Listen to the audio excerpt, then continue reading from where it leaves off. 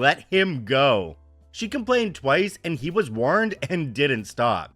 He's contacted me several times about it, so I got a restraining order for harassment too. I blocked him too. I haven't heard from him in about a year. Am I the butthole? Before going into the update, it is my firm opinion that if you're going to sell something, you should do your research to know what that item is worth. If you sell it for a lower price than what it's worth, that's on you because you didn't do your research. OP added an update. Let's jump down and see what it says. It says, update. Well, this post blew up way beyond what I was expecting. It looks like I was voted not the butthole. There's over 5,000 comments. I couldn't read them all, but I did read a lot. Just to clear up some things, I left some things out because I didn't want it to influence opinions and really wanted it to be about me buying a guitar at a significantly lower market value versus the people in the story. I did include the fact that the guy was harassing my wife at work, not to make the guy sound bad, but because I thought it was relevant to the story.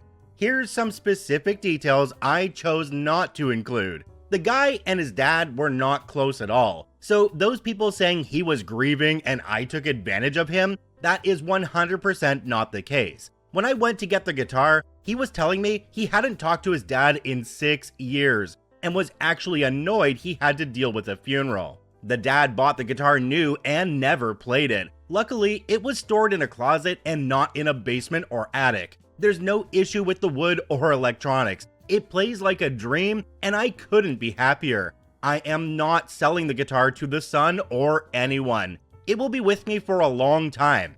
I'm in my 30s, so maybe in 30 years it will find a new home. I would have maybe considered giving the guy more money or giving him one of my guitars to sell on his own, but I decided not to do that after he left a terrible voicemail on my phone the day he found out the real value. He demanded it back like he was entitled to an object he sold fair and square. Called me a POS, called my wife a POS, and said he would do bad things if I didn't sell him the guitar back. And to those people who say they would have told the guy the real value, that's a load of horse crap. If you went to a garage sale or estate sale and saw an item worth $5,000 priced at $50, there's not a snowball's chance in hell you would walk up to the homeowner and tell them they mispriced it. You'd buy the item and then tell all your friends and family what a great score you got. Don't even kid yourself like you wouldn't do that. I don't feel bad about buying an awesome guitar at a steal of a price.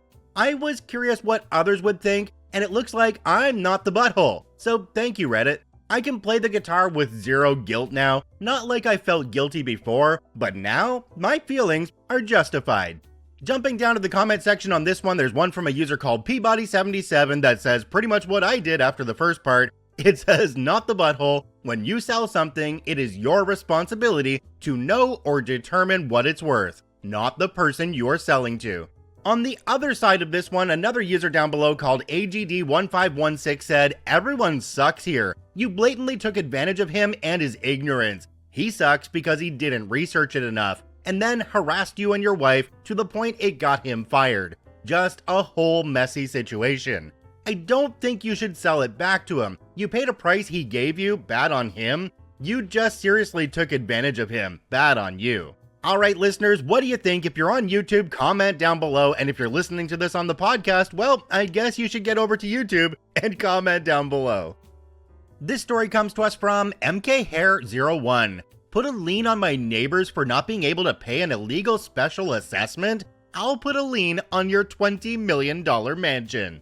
This may be the most petty thing I have ever done in my life. I'm a pretty petty person, and I also believe in malicious compliance, but this takes the cake. So I bought a condo in a building in a large city in the US about 2.5 years ago. The building has an HOA that we all pay into monthly. Since I've lived here, the building has rapidly deteriorated and we have all hired an attorney for a class action style lawsuit. I'm talking broken elevators, broken rooftop AC units, the pool was empty for 4 months during the summer, etc. The people in the building are great though, and we are a friendly bunch. Last year, I took the HOA to small claims court because they failed to provide financial documents that show us how our fees are being spent. As this is a legal requirement for all HOAs in my state, I won the case and was awarded the $30 filing fee plus $1 symbolic. I sued for documents, not money. The fact that they can't provide the docs as they are legally required to do is a separate issue among others, including possible criming that we've hired the attorneys for. I have asked the HOA to pay the $31 to me, and the president of the HOA wants to either meet me somewhere private to give it to me, or he wants to mail me a satisfaction of judgment form, have me sign it, and mail it back to him, and then he will mail me a check. No to both. 3 days after I won the case, the HOA announced that they were going to charge us all a special assessment of about $1,000 each and an increase in our monthly dues of 10%. In my state, a membership vote gets triggered if you charge a special assessment that brings the building more than 5% of its yearly income, which means 51% of the owners must approve of the assessment for it to take effect. As this money is about 20% of our yearly income, a vote should have taken place. When we asked about this vote, the HOA said that it was being made under an emergency clause, which means that the membership vote doesn't have to take place. The emergency? Fixing the elevator that broke on December 24th, 2021. The spirit of the emergency clause is for things like fire, earthquake, flood, etc., not a broken elevator that has been broken for a year already. When there was understandable pushback, the HOA sent out a little email stating that anyone who didn't pay the assessment would have a lien put on their unit. The liens came down yesterday to those that couldn't pay $1,000 on short notice. Our attorneys told us that even though the money is in dispute, we still have to pay it. And I did pay mine, but we also have a lot of retirees and low-income people in the building. The HOA president's house is currently on the market for $20 million. I just got back from the courthouse where I filed a $31 lien against it for $140, clouding its title. It's a matter of principle, not money. Now the title can't change hands until he pays me my $31, and I am perfectly within my rights to collect on a judgment owed. OP added an edit down below. It says, "Edit, I will for sure keep you guys updated after the attorneys do their thing." That might be a story for pro revenge though.